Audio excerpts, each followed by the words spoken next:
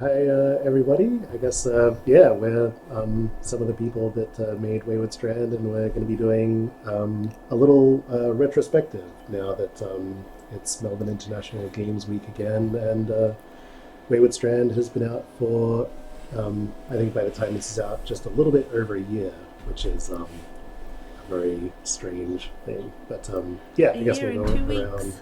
Yeah, totally. Yeah, well, let's go around and introduce ourselves, maybe. Yeah, before we start, it would be good to do an acknowledgement of country. Yes. The game is set on Bunurong country and was made on Bunurong and Wurundjeri country predominantly, and then also up in Queensland as well. Yeah, my name's Maze Wallen, my pronouns are they, them, and I was one of the directors working mostly in audio. Hello, welcome back to Migwa. My name is Goldie Bartlett. I was one of the directors also, mostly focused on the visual arts side of things. But also, if you've been following along with our team, or if you're familiar with us, you'll know that all of us contribute to all sorts of different things with this game. We're a small indie team and it's a big little indie game. So, but yeah, mostly art. It's nice to be back at Migwa. Hi.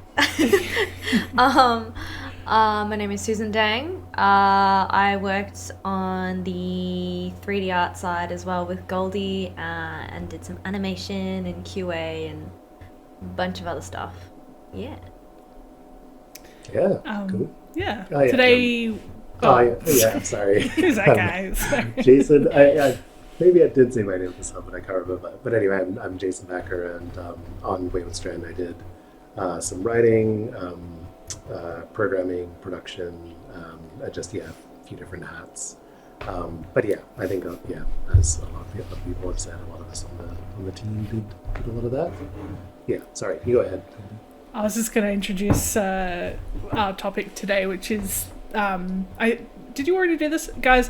When you release a game and then you ask the team, like, come together and talk about what the past year has been like, I think the short answer is that brains are frazzled a lot. But that's the topic for today. Is we're going to try to do a bit of a retrospective on what's been going on for us over the last year, and also just like re-examine how we're feeling about the project a year on. It's obviously very different to how we were feeling in the months leading up to the release, and probably the journey since, for me anyway, has been one which has like evolved and changed and shifted. So yeah, we're going to be talking about that today, and hopefully it will be interesting for anybody out there who might be in a similar boat or might be on the precipice of releasing their own indie game, or just interested broadly in the culture of making indie games as a small team. So yeah, did anybody have any topics or thoughts, questions to start us off on the team? What's the first thing you remember doing after we pressed the green button on Steam anyway? The rest of the buttons were automated. Yeah. For me, I mean, it was just worrying. I was just worrying that it was all okay and that people were able to download it and play it and it wasn't crashing or whatever. Yeah. But that was, but I think that's pretty normal. And it didn't. It seemed to be mostly okay. We did do like a few like patches and things in the kind of months after launch, but it generally seemed to be fairly stable for the first players, which that's always, I guess, when you're releasing an indie thing, it's just very stressful. I remember we were all at the pub together when we went live with it. Like, the broad team, the whole team was there. And it was a really lovely vibe. And I think the first thing I might have done, because I'd been working really hard on the marketing sort of stuff and making sure that any press releases had been set for like the second, like 5 p.m, which was the time that we launched. And so at 5 p.m, I went to go and see if any of the reviews had been posted, and one had been posted the first one that I saw that had been posted, I remember reading it out to the group, and it was just a really, really positive, heartwarming, gorgeous review, and it sort of flooded me with this sensation of oh, it's going to be okay. This review anyway is really nice. Oh yeah, I and so remember a lot of tears. You, me, and Georgia standing up and then just bawling our eyes out in front of everyone. Is that what happened? I think that's what happened. Probably. So yeah, checking reviews. Yeah. I feel like we made a slight effort to stop you also from checking reviews. did. Yeah, absolutely. You did. That was the rule. The rule was no, because it was a Friday that we released at 5 o'clock, as I said, so end of the working day, and we had kind of verbally agreed that we shouldn't look at reviews or any feedback until Monday, and I think I lasted until 10 p.m. when I got home and read all of the lovely reviews, which were all really good, so it was fun. Yeah. Yeah. Yeah. It's a good. I think it would have been a good practice because you do have a lot of, you're nervous and stressed, and there is that risk. I can't imagine how horrible that first week or weekend would have been if I had gone home and read those reviews and they'd been mediocre or bad. That would be so stressful, and obviously it happens to people, and it happens to really good games, but maybe next time I'll not do it. Well, yeah, I mean, I think it's it definitely has a big impact, what the reviews are kind of on, at least on me, it kind of means that it changes my perspective of Wayward Strand and the way that I see it now and kind of ongoing, because I guess that's the weird thing, when you're making it, even as you're getting other people to play it, it still is our thing.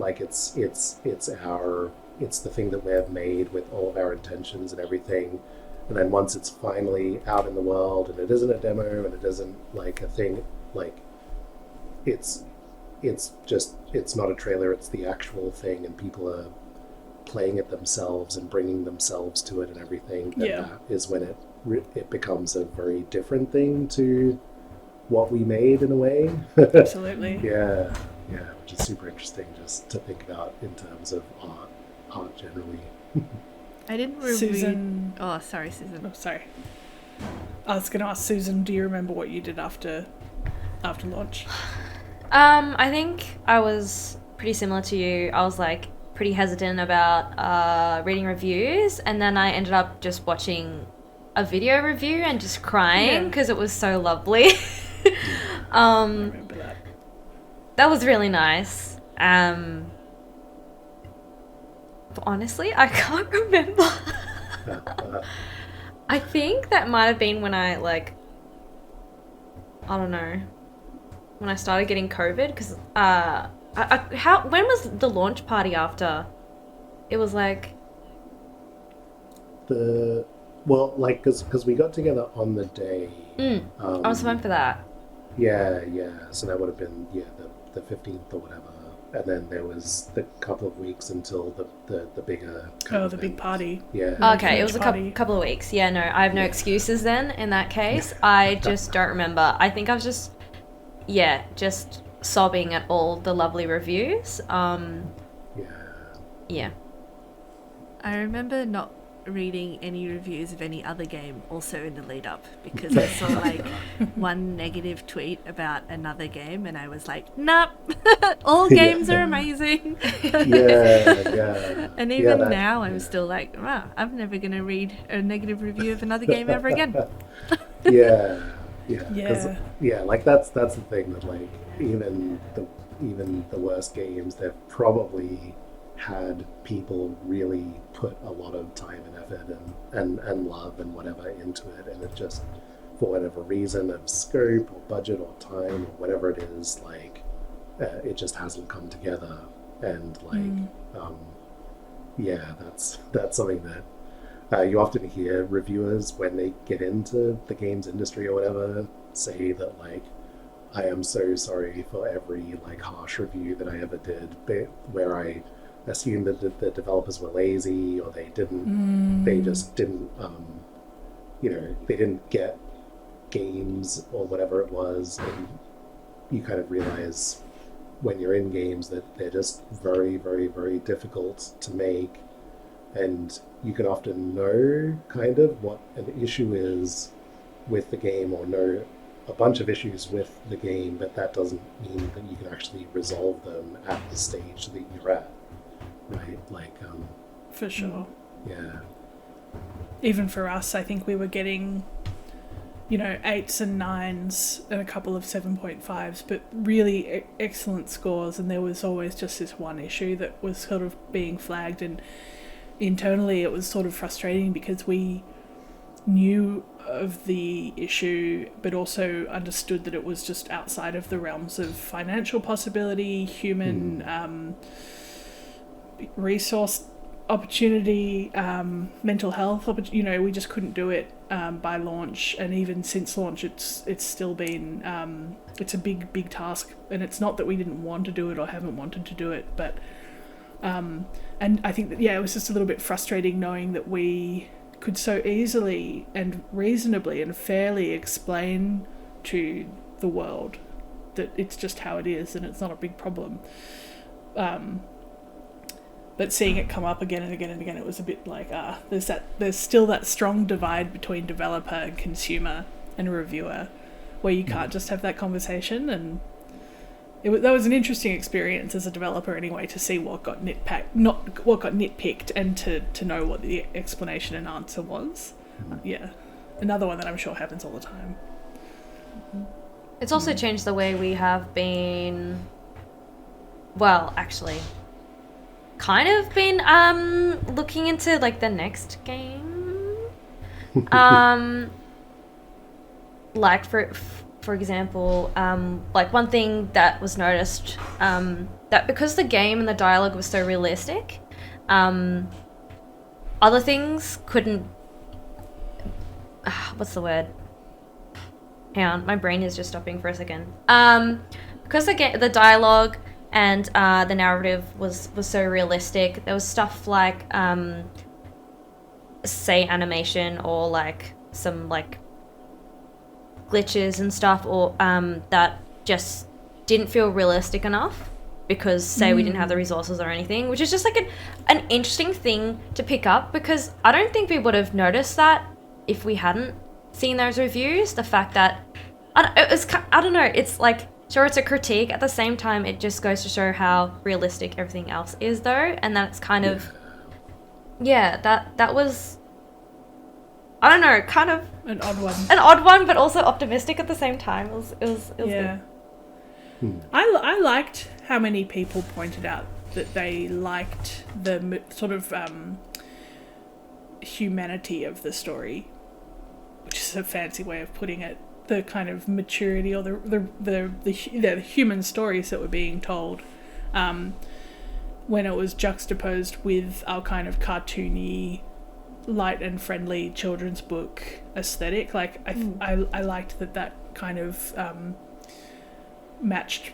I was worried, of course, as the art director, that it was going to clash somewhere for somebody, but it didn't seem to too much, which is good.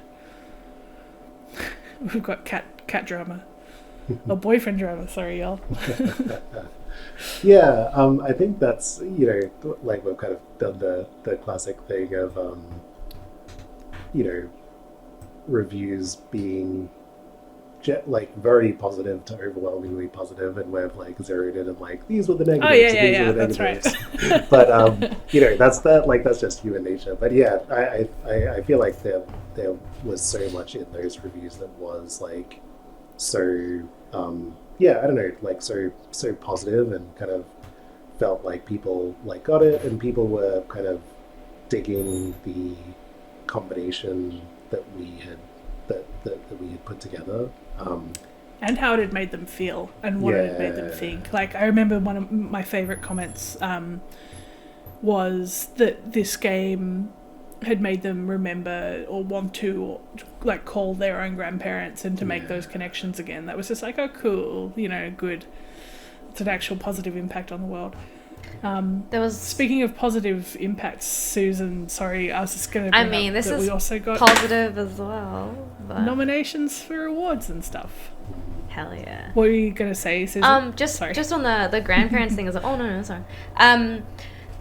One of the first reviews, I think, was talking about how during COVID they weren't able to say goodbye to their grandparents, and they felt like they had kind of that almost that time from Wayward Strand to kind of experience that and say goodbye a bit, and that was just beautiful. And I was just like bawling my eyes out. And yeah, I like you can't really sort of guess that would happen. Totally. It's yeah. Yeah, it's almost like that's, you know, when you hear that as one of the people who made the experience that helped that person go through that process, like, it's almost too much to take on in a way. It's almost like, I was just, you know, I was trying to make this like interesting, heartfelt experience, but the fact that it had such a deep thing for you, like, that's amazing. But it's also like, I don't know how we can really take much responsibility for it, if you know what I mean. Like, there's, you know, like, maybe it was just this this little extra nudge that helped them roll down the hill to go through all of this stuff. But you know, it's, I don't know. I think that's another just interesting thing as a creator. At least for me as a creator, it's hard for me to take responsibility for for the really, those really intense things that people feel out of Wayward Strand, even though at the same time, like, that was what I wanted. It's really strange. Yeah. It's a lot of pressure. Yeah, it is quite a bit of pressure, especially if, like, I can totally imagine it, you know, not working for somebody and kind of them coming out of the experience, I guess, soured or something, or you know, and that also would be valid for that person. But we haven't really heard too much of that, which is really There nice. was one thing I did notice sort of online was a few people, like, in threads about the game would say, like, oh, I'm really curious about this game, but it looks too sad. And I think that's just a classic thing where that's a classic example of the kind of thing that we're learning from for the next game, is to not necessarily shy away from any particular setting or topic, but also like think a bit more about what settings might come laden with so many kind of you know, what's the word I'm looking for? Assumptions about, you know, almost through like media. stereotypes or Yeah. exactly. Because Wayward Strand's not a sad story. Like, there are, of course, touching moments and hard moments, but I wouldn't say it's a sad game. I would actually describe it as like quite a funny game. Yeah.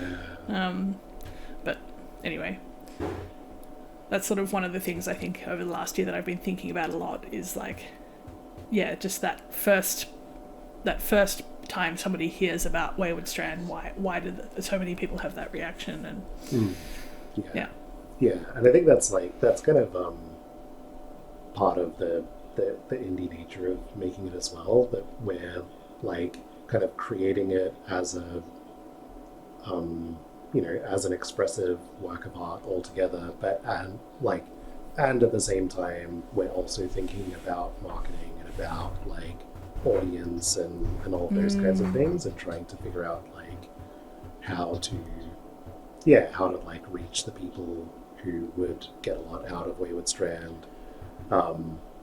and that's its own very interesting process where you are dealing a lot Absolutely. with people's like preconceptions Big time. and stereotypes and that kind of thing, because you're dealing with the the 3 seconds that somebody looks at something before they look at something else, and what goes through their mind in that 3 seconds. I Right? think you've like hit the nail on the head of this topic that I think was actually probably one of the most significant post-release brain fart like hurdles that I had to deal with, or that I will have to deal with, or that I am dealing with, which is exactly that. After working on a game and shipping it on all of the platforms at the same time, and cutting deals with these people and those people, and doing business and trying to convince people to buy it, and you have to kind of respect all of that process and value it, but also that's not anywhere near where our minds were when we conceived Wayward Strand, and you have to kind of battle and say, well, did we get wonderful reviews and feedback on this game because we weren't thinking too much about shoehorning it into a marketable little product, versus game 2, like what's the balance there with going, okay, well, we're kind of going to approach it with a bit more of this sort of thinking, or are we, like, or do we not do that again, and why and why not, and where does the kind of art and earnestness start to become impacted by those sorts of thoughts. And I think that's going to be an interesting pre-production moment with, it's going to be exciting, I think. Yeah. Does anybody else have sort of thoughts about that, Maze or Susan? I guess it's interesting that like it was kind of at the end that we started thinking about marketing. Yeah. We're kind of just like, oh shit, gotta do this, I guess. Which is not what I recommend for indie games. But Yeah, true. at the same time, that's like very Wayward Strand, very Ghost pattern of us. But it is something that we are learning for the next game as well, as Goldie was saying. We've had some interesting conversations about marketing. We did try a few times over the 7 years that it took to make the game. It just didn't stick ever. I think a game about old people in flying hospital in rural Australia is a little bit niche. I And just that's the meant word on I've our come away team, with. but yeah, niche. Yeah, it's interesting as well, because there's like, in those discussions that Susan's been talking about, it feels like there are different perspectives even on the team as well, where some people are more on the side of like, well, it's kind of up to us as the indie game team that are trying to become sustainable to bring into our ideas, or to see our ideas through the lens of like marketability and that kind of thing. And then there are also people on the team that are like, well, really, there's the creative process and what we want to explore, and then it's kind of should be a separate process to figure out how do we market that, or even something that is somebody else's work to figure out like, how do you take this thing that is really cool and then convince people that it's worth checking out. I think there's struggles with both approaches, right? But also brilliant freedoms with both approaches. And I mean, it's too early now for us to say which if we're going to be binary about it and say take one approach or the other. But It'll be very typical of us to not, right? And that's kind of what we've done so far about the next game as well, is a bit of both pretty much the whole time, it feels like. Yeah, for sure. I don't know if we can say too much about the next game yet, but basically we've learned a lot from Wayward Strand in terms of not only this stuff, but also like we've had some really good ideas for changes to gameplay from what we've seen watching all of these great live streams of the game. And yeah, I guess like having the opportunity to have hours worth of watching people play your game and talk about it and have a chat engaging with it has helped us, I think, to think about little tweaks to the formula if we were to make a game that was similar to Wayward Strand in the future. Oh, speaking of which, that the TikTok, that was really interesting. So there was GDC uploaded a TikTok of a segment of Jason and George's talk. If you want to talk about it, Jace. Yeah. So I mean, me and Georgia went over to GDC. Like that's one of the things that happened in the year since release, and we did a talk on basically it was called The Secret Life of NPCs, and it was about how we designed Wayward Strand, like the whole team really designed Wayward Strand as a as stories that focused a lot more on each character's life within the world as opposed to and their agency as opposed to focusing on maximizing the player character's agency. At the same GDC, Maze and Tifa also did a really amazing talk on audio production and like the VO, the voiceover production in particular, just because that's one of the awesome things about Wayward is that it has like dozens of hours of fully voiced amazing It's epic. Acting, super cool. But yeah, so in this particular clip, Georgia's talking about I guess just our approach in terms of how we actually laid out the plots of the game, which all kind of intersect and interweave with each other as the game plays out, and I think a few particular things stood out to people in that segment, such as like Georgia talking about how we embrace the notion that there was space for boredom or frustration for the player within Wayward Strand. Very controversial. Which it feels like some people listened to that and heard we wanted to make the game boring. Which is definitely not the same as like leaving space for boredom. But like it's I think it's I think there's a clip. It is quite good at encapsulating, I think, the way that we think as a team and the way that we approach game design and game development, in that we're excited about the player I guess experiencing a real range of things in the game. Like we're not trying to get them into a loop. Like so much game design can be, we've got this loop, how can we get the player into the loop as soon as possible, and then how can we keep them in the loop as long as possible? And Wayward Strand is almost the opposite of that. Make your own loop. Yeah, exactly. Make your own loop, make your own whatever structure you'd like within this within this world, and kind of it's a very ongoing thing with the player about their activity and what they do, that sometimes you'll be somewhere and somebody happens to walk past, and that is almost like the game leading you to like, oh hey, come look at this thing. And then sometimes you're sitting in a room with somebody and you've kind of chatted with them about a few things, and then there's not really much going on, and then now it's up to you, the player, to go like, well, what else is going on around here? Or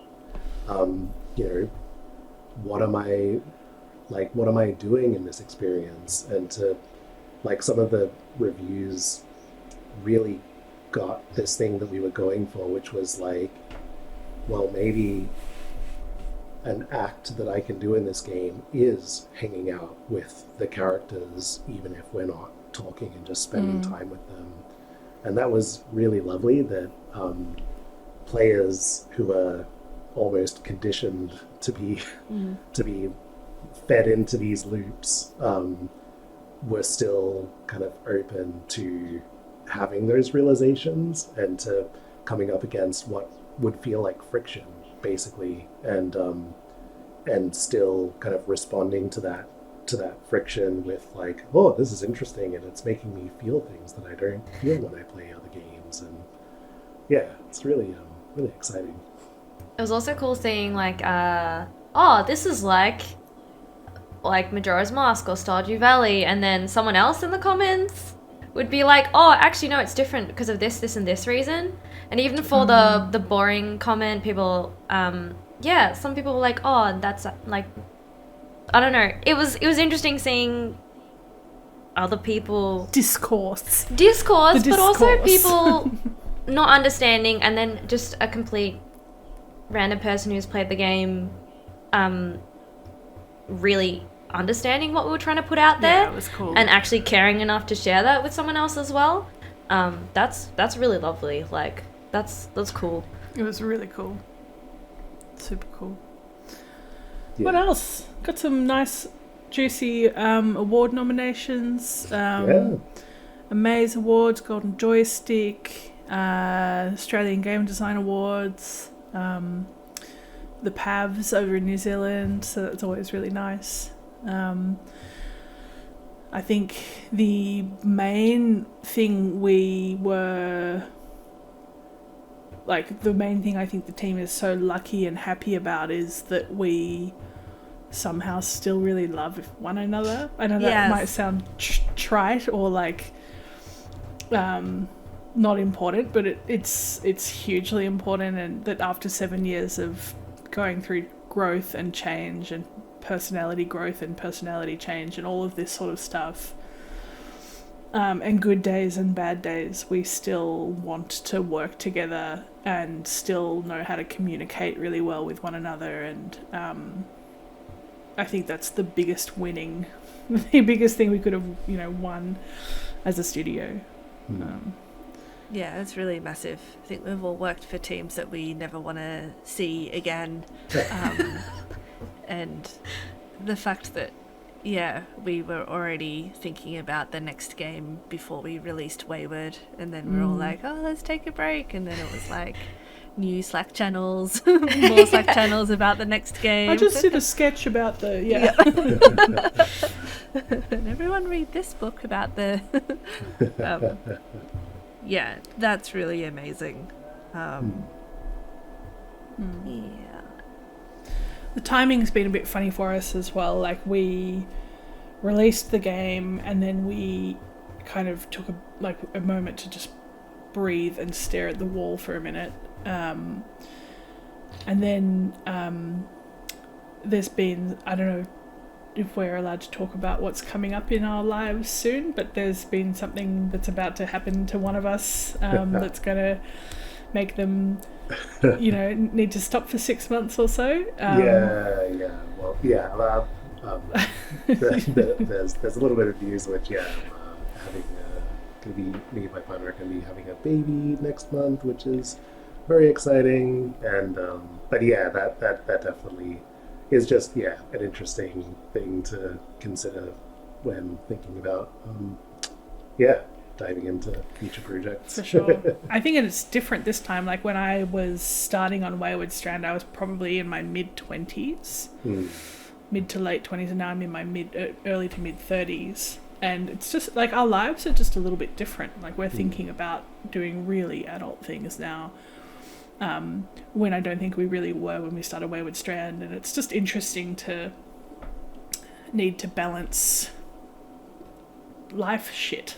But it means that we've kind of got this beautiful window of time where we know that the team's going to need to be slow, and we've known for a while that we can't start going gangbusters on game 2 until this beautiful baby is X months old.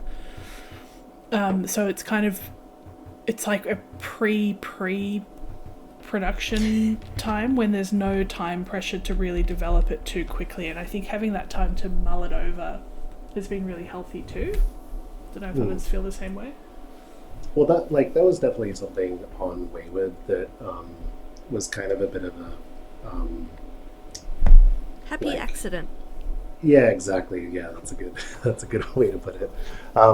Because it took seven years to make, and a lot of that was just because we would get like a little bit of funding from this Yeah. source, and then that would let us do like a 6 month or a 9 month kind of production cycle, and then we'd have to go off and find some more funding from somewhere else and do a little bit more, and that kind of but that downtime in between those production cycles similarly gave us that time to Yeah, like mull that's over true. the project and kind of consider, like I've definitely worked on projects that don't have that time, and you just like as soon as you've finished one stage of it, you're just diving right into the next one, and it, in some ways it was very frustrating on Wayward Strand to not be able to dive straight in and be like, oh yeah, we should make this change and this change and this change, but then also having like a few months really before starting that process really then allows you to think things through a lot more, change your mind 3 or 4 times about Yeah.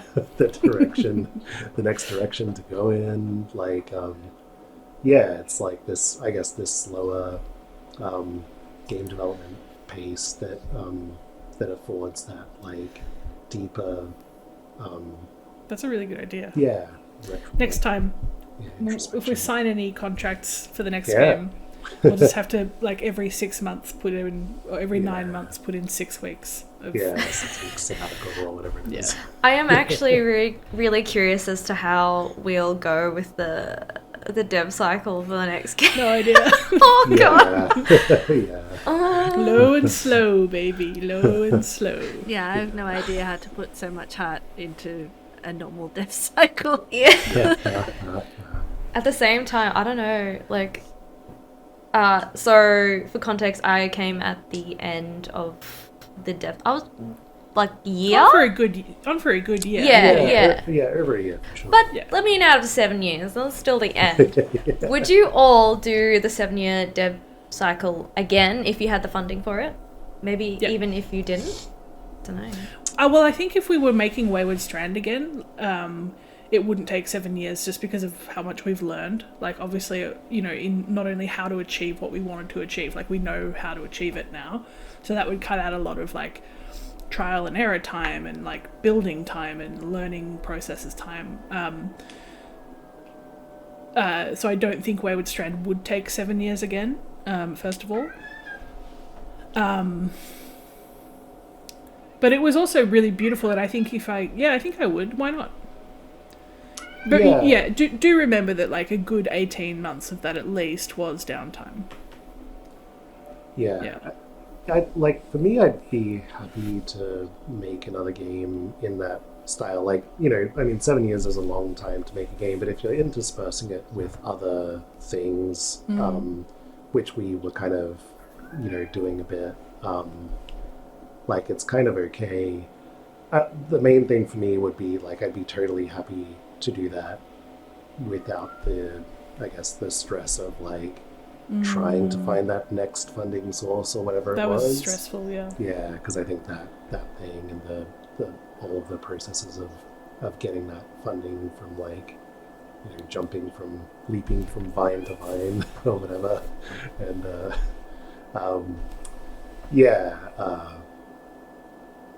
being able to have that similar, slower, ruminative development style without the stress. Sign me up. Someone just give us all of the money up front, please. Yeah, if we could do it without the stress, like the financial stress included, Yeah, exactly. that would be good. I don't know if there were definitely times where I was like, oh, this is the longest thing I've ever worked on, like longer than my degree, longer than a relationship or something like that, which is not true anymore, but Hey. yeah, and those times I don't think I was sick of the project, but I did need a break at different points. Yeah. That was a good thing about our studio, though, too, is that it was like it was never, and I don't know if this is true for other studios or what, but like if you couldn't come in, if you needed to stay at home or do anything else. It was, I think maybe just because of the nature of how like piecemeal the project was, it really meant that we could be personally relaxed about not necessarily having to be there from 9 to 5 every single day or anything like that. And kind of almost it had this big like heart of us. We'd all chosen to be there, and we'd all chosen to work as passionately on it as we were. It was also interesting to have producers come in at like 9 and be like, "Hello, why the I can't speak. Yeah. Why are you working?" Yeah, it's a good point, Susan. Yeah. So it wasn't a Tighten things up a little bit. yeah. I did tighten this up a lot, actually. I feel like I think I just wiped that from my brain. But that was like, that was still like any overworking that we did. It was kind of like, oi. I mean, well, Yeah, that was that's that was the intention. Whether that always was the case, you know, I don't remember. It's a blur. Yeah. We had footsteps half implemented for months because of one time Jason sent me home before finishing them, and then there was like a down period for months and months. Hilarious. Still the right decision. Yeah, it was. Exactly. We had a question. I very last minute asked if there were any questions for us for tonight. I've got two.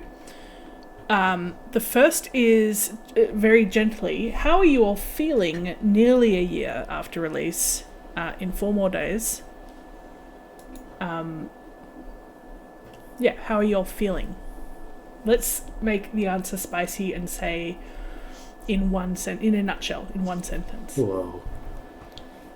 Well, I'm definitely in a period where, because Wayward Strand isn't, or because Ghost Pattern isn't my main work at the moment, I feel unfulfilled because my heart isn't in something as much as it was in Wayward.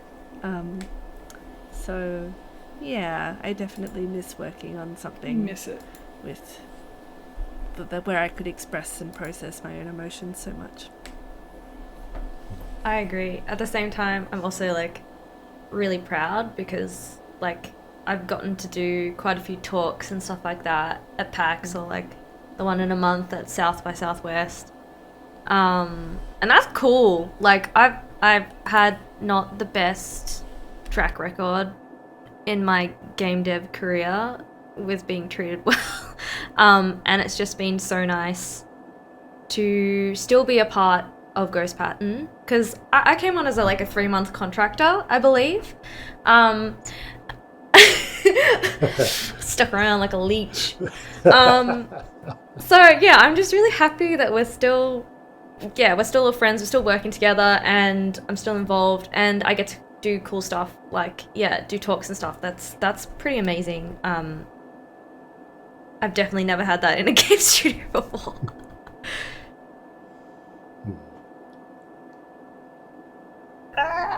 Totally.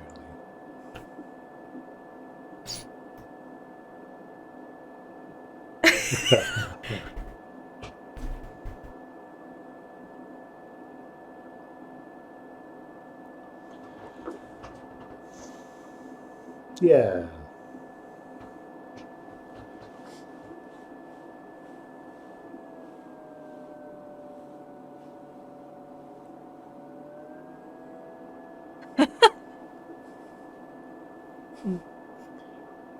Yeah. I think I definitely feel proud and a lot of things.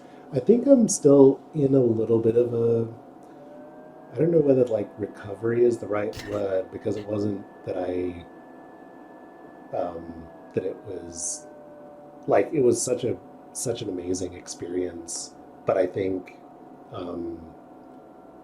it was a big expenditure of energy, for me, and then kind of figuring out. I think I'm still. I guess it still feels like I'm on part of going through a process, basically, after it has been out and after this thing that all of this energy has gone into is out in the world, like feeling different about it every day and trying to figure out where it's going to settle. Like it still hasn't really settled, which is fine. Like it's but yeah, definitely feel good about it and about having made it in the way that we made it. For sure. Yeah. Folks, I do have another question for you, but I have also just realised that for some unknown amount of time my recording was paused, so apologies to the team at Migwa, but also to any listeners in case that was a just big silent chunk of me. I don't think it was too long. Hopefully when I went to go and check answers it happened. But the other question was... So the first question was, how do you feel, in case that was not caught. And the second question is, what's been the greatest challenge of the last year? I think this might lead back to reviews a little bit, but the two things that I was most worried about never came up in reviews, so still waiting nervously, basically. Is that what I'm thinking of? Yeah, definitely. You're definitely involved in one, and then I know what it is. Yeah. Anyone on PS5, but it wasn't just on PS5, it was also on PC once, so who knows? Yeah, and then something that's just very like my own values also never came up, in fact the reverse, so that's very good too.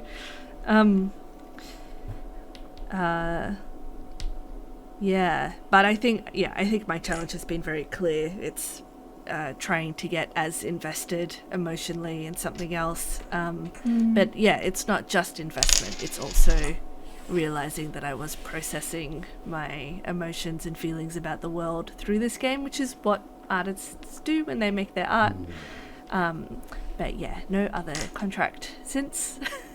I'm so ready to do that for the next game. I've so much built up from the world recently. Yeah. Yeah, that's such a good point. Yeah. Biggest challenge. Probably just how hard we were working for however many months it was in the lead up, say a good 10 months of just like, we never worked on weekends, we never worked after hours. Very occasionally we would have to have an evening call with somebody in Europe or something, but we it wasn't overworking, it was just hard work for like 10 months, 9 or 10 months up until release day, and then for like a few weeks afterwards, and then just the inertia shift of not only like the amount of hours you were sinking into something, but also just the amount of like questions and energy floating around it that then shifted and changed. That kind of threw me for a bit of a loop at the time, and it took a long time to stop spinning. After that, I think I'm only just starting to kind of come back into the world and look at it from a different perspective. Again, I know it's not a wacky answer, but yeah, that's how I best explain it. That was challenging. Yeah, I think for me it's very similar, and it's kind of that like basically my answer to the previous one is that it, it's challenging to figure out how to orient myself after this thing that I had been kind of pushing to happen for so long. In a way, finally happened. It was finally out, and then now what do I do with my life? But so yeah, it's interesting.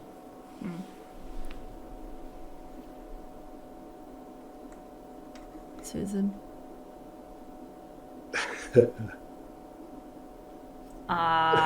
Smooth sailing for Susan. It's more like, which one should I choose?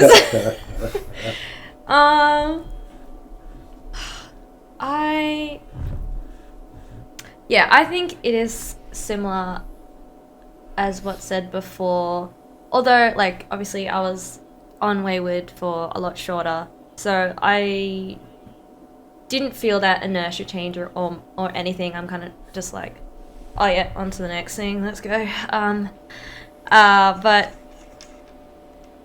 oh darn, I forgot. Oh yes, okay. One thing about Wayward Strand is doing the actual work, and also I think because of the team as well, it was like nourishing. Like it was giving as much as it was taking sometimes, and now in like jobs that aren't quite the same, I'm kind of like confused as to it not being like that anymore. I And don't think I could do it myself. it's hard. Yeah, it fucking sucks, hey. Yeah, so that has been definitely a challenge. Just like digging into the deepest trenches of my soul to find some fucks to give. But we're doing it. We're relearning how to do it. Good. Get that rent paid. Yeah. We're all learning how to live under capitalism again. Yeah. So to round us out, I think, Jace, do you know if we're still going to be on sale during Migwa at the amount? We will be on Steam. Yeah, which I think this is focused towards. So, Good yeah. news, Wally Watchers, Wayward Strand is on sale at a whopping 40% off. Probably not for much longer at time of viewing, so if you're curious, if you've been meaning to buy it, if you'd like to support us, now's a really awesome time to send us all of your money and get a beautiful game on the other side of that. That's my marketing chops. How's that? Couldn't do that 5 years ago. Let's move on. Yeah. Smash that Not like you, button, Jace. guys. Oh my gosh. Yeah. Every 10,000 Buy another likes, we're going to copy. put 2 minutes on the timer. Come on. Yeah, it's been... The team's like, we're not out of touch. We catch up every week and talk, and it's nice to have had, I think, a focused discussion on how we're feeling and what it was like over the last year and what sorts of things have been floating up to the front of our minds. And yeah, hopefully this has been interesting for you at home watching. Does anybody have anything else that they'd like to add or close with before we wrap up for Migwa 2023? I just want to say sorry, I'm sick, so a bit of poo brain today, but I hope you enjoyed anyway. All right. Yeah. Maybe just kind of re-mentioning, I guess, that there's the four of us here, but like if you play the game, one of the first things that you'll see is that there's like over 30 names or whatever that contributed to Wayward, and then there's even more than that in the the amazing cast, and then all the people who Helped us. yeah, exactly, helped us in various ways. It's just I think that's that's just something that I am so proud of. Yeah, big time. Like, I'm proud of everybody who came together and kind of cared about this project and made it what it is. Mm. I think I want to also just close with a quick shout out to a game that's releasing very, very, very, very soon called The Salt Sea Chronicles by friends of ours from a studio called Die Gute Fabrik. The reason it's on my mind right now is just that it's another game where NPCs are the strong focus. So if you like Wayward Strand, or if you're interested in games where NPCs and world building through character is a big part of it, check out the Salt Sea Chronicles on Steam and probably other platforms as well. So that closes us out. Thank you for having us again, Migwa. Check out all of the Melbourne made games and Australian games that are part of the Melbourne International Games Festival. And if you're down here and you see any of us around Melbourne, come and say good day, or you can also contact us online anytime. We're sort of on Twitter or X or whatever. We're sort of on Blue Sky. We're sort of on the internet. On TikTok. But yeah, on TikTok is a really good one because it's kind of fun. And we're usually just at Wayward Strand, but I think you can also just find us like at Ghost Pattern around the place as well. You can also go to waywardstrand.com, which is just a really great way to get straight to our emails for direct contact. And yeah, we're always happy to meet people. So signing off. Yeah.